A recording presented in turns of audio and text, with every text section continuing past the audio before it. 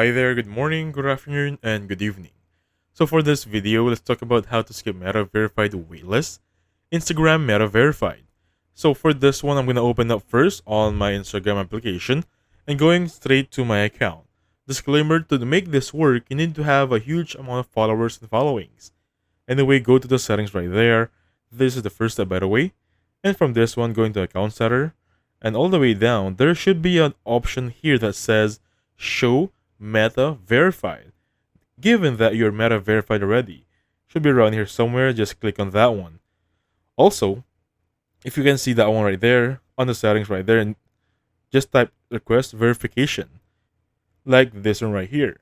Given that you already have huge amount of followers and followings, and you can really request it from here and out moving forward. So there are steps here to follow. Just fill this one out. Basically, these are gonna be like a bio section, and simply click on submit.